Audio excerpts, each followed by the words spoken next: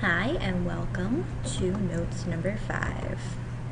Today we are going to be talking about energy. We're going to be talking about the energy molecule called ATP, and we're going to be looking at how energy is transformed in organisms' bodies. So we're going to be looking at photosynthesis, and we're also going to be looking at cellular respiration. And then since we're going to be talking about carbon and oxygen in photosynthesis and cellular respiration, we're going to wrap it up with completing the carbon cycle. So all cells need energy in order to do a variety of things. 1, cells need energy to make new molecules. 2, they need to build membranes and organelles. So they need to build their Golgi apparatuses. They need to build their phospholipids and their ribosomes. They also need energy to move molecules into and out of the cell. So if we're talking about active transport here, they need energy. And cells need energy to move, whether it's through cilia or whether it's through the flagella. Cells need to move around. So the problem is our cells can't directly use the food that we eat. They have to transform it into an energy molecule called ATP. ATP stands for adenosine triphosphate. So if you look at that word, let me just get my pointer, you can see the abbreviation ATP, adenosine triphosphate. This molecule of ATP is made up of an adenine, that's why it's called adenosine, ribose, which is a sugar since it ends in OSE, and it's made up of 3 phosphate groups. And remember, tri means 3, so 3 phosphates.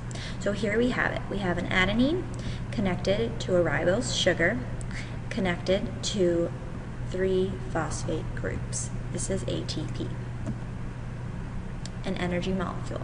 I always say ATP, energy, ATP, energy. How does it work though?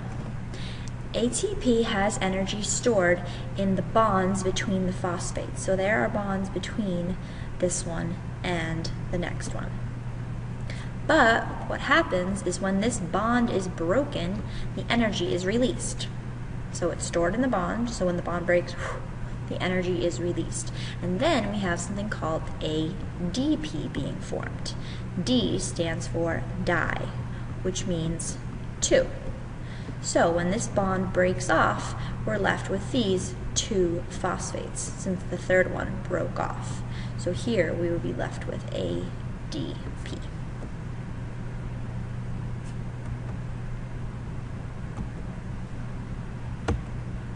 So ATP is kind of like a battery. So if you take your cell phone, for example, you charge it at night, and it's fully charged, and then when you start to use it, it drains the battery. ATP is the same way. When it's fully charged, it's in the form of ATP. But as you start using it, it turns back into ADP, which is like a partially charged phone. So we need to be able to get energy because we need to do all these things in our cells. And that's going to happen in 2 ways. 1, photosynthesis. We can't do this, guys. We can't do this because we are not plants. Photosynthesis takes place in chloroplasts, which are not found in animal cells. This is happening in autotrophs. Remember, auto means self. These are organisms that are making food themselves. You may think you're a world-class chef and you cook your own food, but you're not making your own food in your body. Therefore, you are not an autotroph. What we use is something called cellular respiration. This is taking place in our mitochondria, our powerhouse of the cell.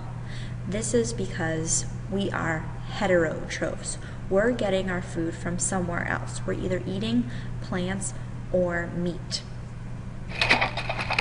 So let's learn a little bit more about photosynthesis and cellular respiration. Photosynthesis, again, happens in plants. An easy way to remember what this process is that photo means light. Think of photography, taking pictures. Can you take a picture without light? No, it either has to be bright enough outside or you need a flash. So photo means light and synthesis means to make. So you're making something with light.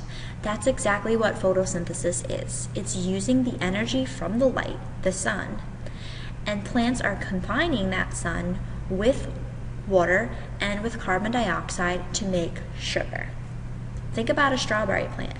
The strawberries are really, really sweet because the plants are making fruit. Even their leaves, if you would taste leaves, they're pretty sweet. So this is the equation. We have the energy from the sun. You can write sun or light here instead of energy. We have water, H2O, and we have carbon dioxide, which is what we breathe out.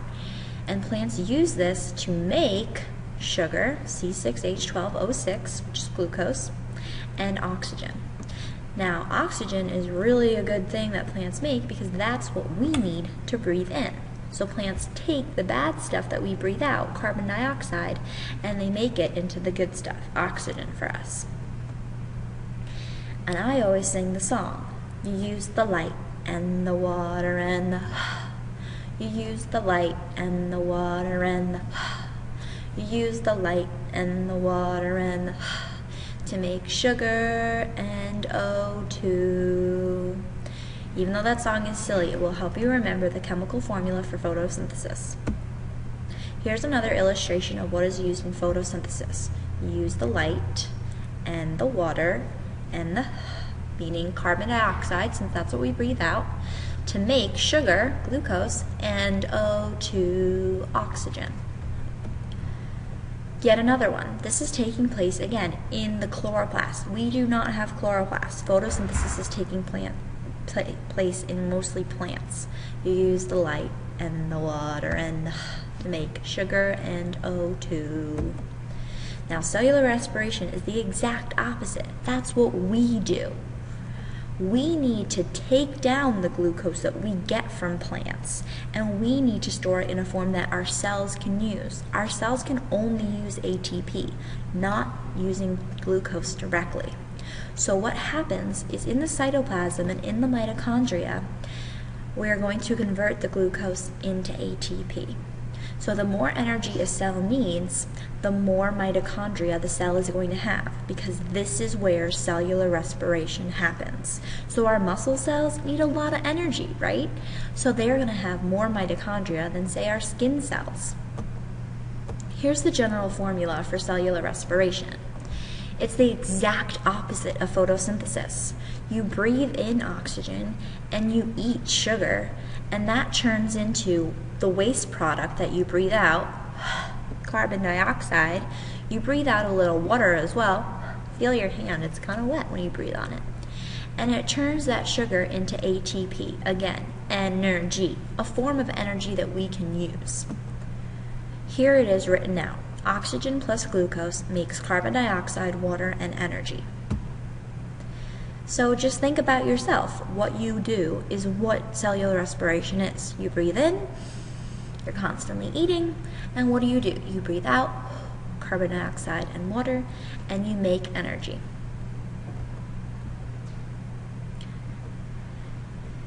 Now moving on to the carbon cycle. Now the reason why we're learning it now is because what do plants take in? Carbon dioxide. And what do we breathe out? Carbon dioxide. That's where the carbon is. Carbon is also in the sugar, C6H12O6. So photosynthesis and cellular respiration are the complete opposite. So they occur in a cycle. So what one makes, photosynthesis makes glucose and oxygen, cellular respiration uses glucose and oxygen. And cellular respiration makes CO2 and H2O. And that's what photosynthesis makes. So it occurs in a cycle. What one makes, the other is used. Now, energy is also cycled in photosynthesis and cellular respiration. Photosynthesis takes energy from the sun and it turns it into sugar. Think of a strawberry. Then, in cellular respiration, we eat that strawberry and we turn it into ATP.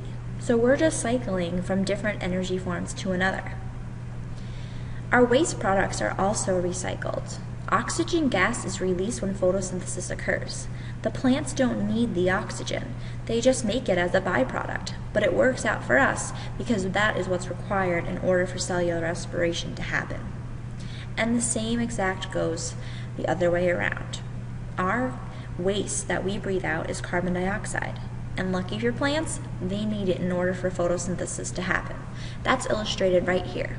you can see the person breathing out carbon dioxide, which the trees use to make oxygen, which we breathe in. So in summary, the products of photosynthesis, what's made is sugar and O2, which is glucose and oxygen. And those are what are used in cellular respiration. So they're the reactants of cellular respiration.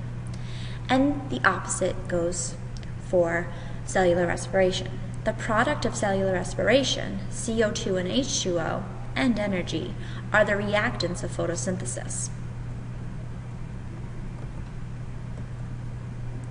Now, we're breathing out carbon dioxide, but there are also other things that add carbon dioxide into the earth, like us. We destroy our environment by cutting and burning forests and using fossil fuels. So we're getting rid of trees, which help to suck up the carbon dioxide, and we're making more carbon dioxide by polluting the earth. Think about how you got here. Your car was filled with gasoline, a fossil fuel, which has carbon inside of it.